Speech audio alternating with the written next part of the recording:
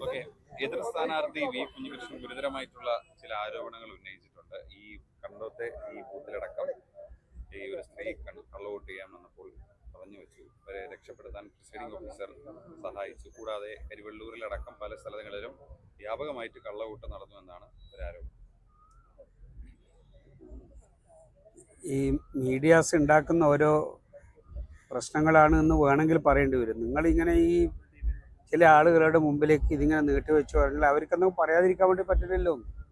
അവർക്ക് മീഡിയയുടെ മുമ്പിൽ എപ്പോഴും ഇങ്ങനെ അതിൽ ജീവിക്കണം എന്ന് വിചാരിക്കുന്നവർക്ക് ഈ നാടിനെ അപമാനിക്കുന്ന രീതിയിൽ എന്തും പറഞ്ഞു പോകാമെന്നാണ്. ഏത് സ്ത്രീയാണ് അടിസ്ഥാനമില്ലാത്ത കാര്യമല്ലേ പറഞ്ഞുകൊണ്ടിരിക്കുന്നത്.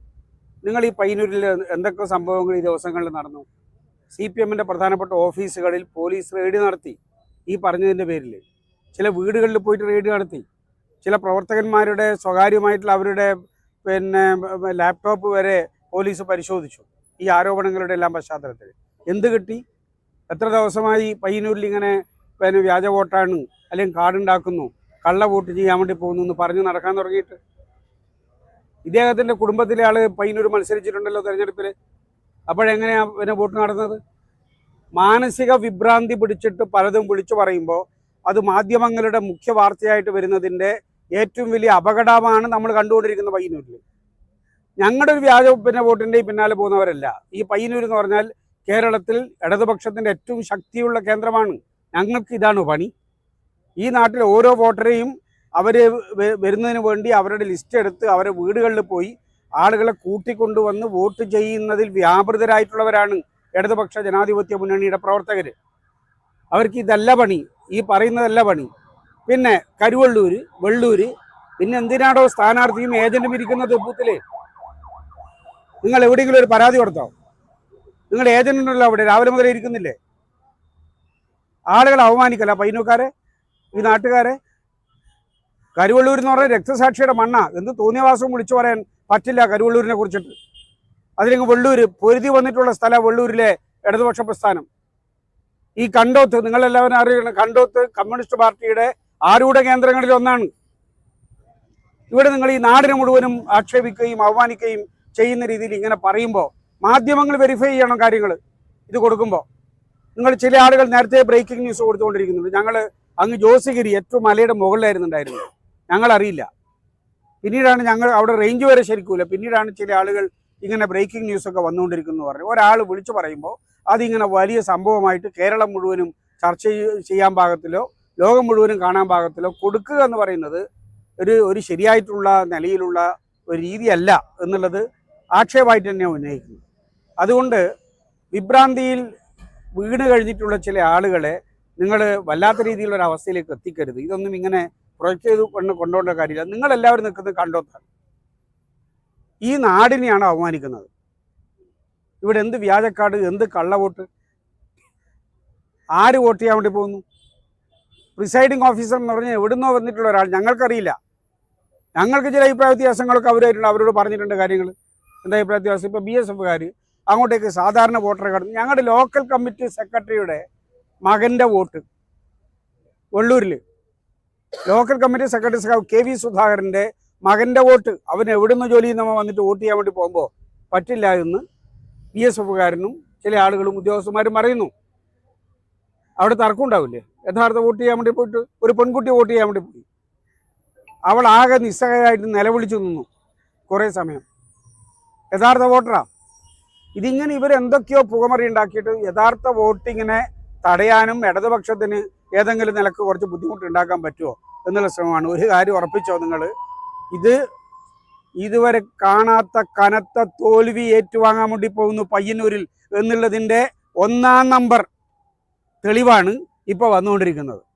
കനത്ത തോൽവി സാധാരണയൊന്നുമല്ല. നിങ്ങൾ ഇതിൽ ഈ ചുറ്റുവട്ട ആ വട്ടത്തിൽ ഇങ്ങനെ കറങ്ങിക്കൊണ്ട് ഇവിടെ എല്ലാം കള്ളവോട്ടാണ്, വ്യാജ കാർഡാണ് എന്ന് പറഞ്ഞിട്ട് അപമാനിക്കാൻ. അതുകൊണ്ട് ഞങ്ങൾക്ക് ഉത്തരവാദപ്പെട്ടവരോട് ഒരു കാര്യമേ പറയാനുള്ളൂ. നിങ്ങൾ ഞങ്ങളുടെ ഓഫീസ് റെഡി ചെയ്തിട്ടുണ്ട്, ഞങ്ങളുടെ പ്രവർത്തകന്മാരുടെ വീട് റെഡി ചെയ്തിട്ടുണ്ട്, ഞങ്ങൾ മാന്യമായിട്ട് അതിൽ പ്രതിഷേധിച്ചിട്ടുണ്ട്. അതിനപ്പുറത്തേക്ക് കടന്ന് ഒരു നാടിനെ മുഴുവനും അപമാനിക്കാനാണ് വരുന്നതെങ്കിൽ ജനങ്ങളത് അനുവദിക്കില്ല എന്നുള്ളത് ഉറപ്പിച്ച് പറയാനാണ് ആഗ്രഹിക്കുന്നത്. ഇവർ പറയുന്നത് ഈ ബൂത്തിനകത്ത് CCTV അടക്കം പരിശോധിക്കണമെന്ന് പരാതി അപേക്ഷ കൊടുക്കും എന്നുള്ളതാണ്. അങ്ങനെയാണെങ്കിൽ സഹകരിക്കും UDF സ്ഥാനാർത്ഥി.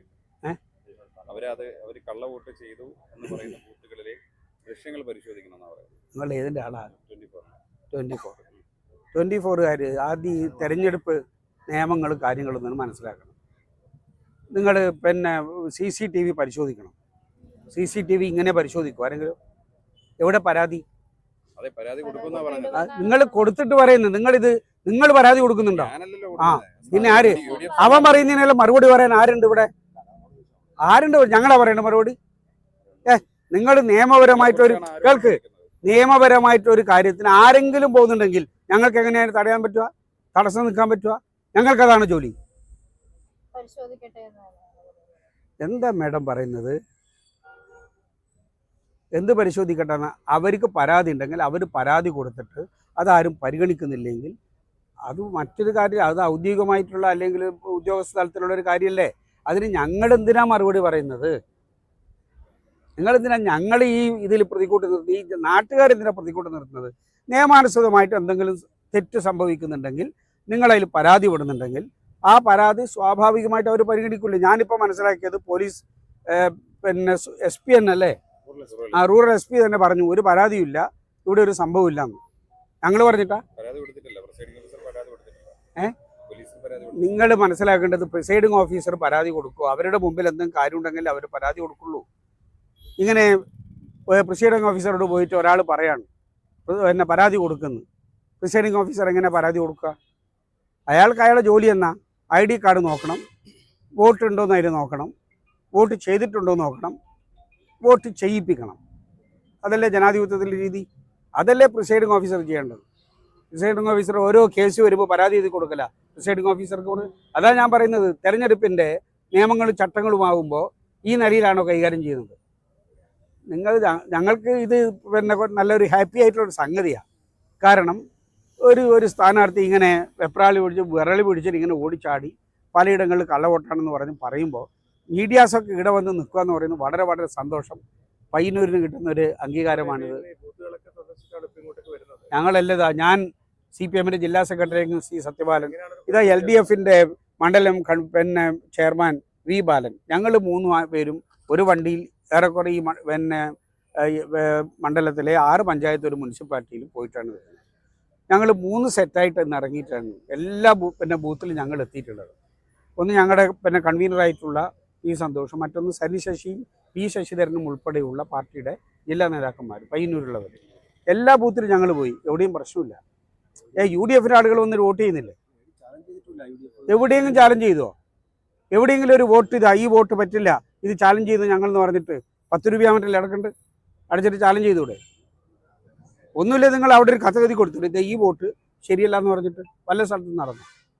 അതാണ് ഞാൻ പറഞ്ഞത്. യഥാർത്ഥ വോട്ടർമാർക്ക് വോട്ട് ചെയ്യാൻ അവർ വരുമ്പോൾ അവർക്ക് പ്രയാസങ്ങൾ സൃഷ്ടിക്കുന്നതിന് വേണ്ടി ഉണ്ടാക്കുന്നൊരു പുകമറയാണിത്. ഇത് വിഭ്രാന്തിയിൽ നിന്നുണ്ടാവുന്നതാണ്. ഇതിങ്ങനെ നിങ്ങൾ പിന്നെ ചെയ്യരുത് എന്നുള്ളത് ഞങ്ങൾക്ക് പറയാൻ. പോയോ? ഞങ്ങളൊരു നിങ്ങൾ മനസ്സിലാക്കണം, ഞങ്ങളൊരു സഹകരണ ജീവനക്കാരൻ്റെയും ഭാര്യയ്ക്ക് ഇതല്ല പണി, അത്രയും ഇപ്പോൾ ഞങ്ങൾ പറയുന്നുണ്ട്. അവർ അന്തസ്സായിട്ട് ജീവിക്കുന്നവരാണ്, ഈ പാർട്ടിക്ക് വേണ്ടി പ്രവർത്തിക്കും അവർ. അത് ഞങ്ങൾക്ക് അഭിമാനമേ ഉള്ളൂ. സഹകരണ ബാങ്കിൽ പോയി ജോലി വാങ്ങിയിട്ട് വീട്ടിലിരുന്ന് അവനവൻ്റെ കാര്യം നോക്കില്ല, അവർ നാടിന് വേണ്ടി പ്രവർത്തിക്കും. അവരെയൊക്കെ ആക്ഷേപിച്ചിട്ട് വീട്ടിലിരുത്താണ് ഉദ്ദേശിക്കുന്നതെങ്കിൽ നടക്കൂല എന്നേ പറയാൻ.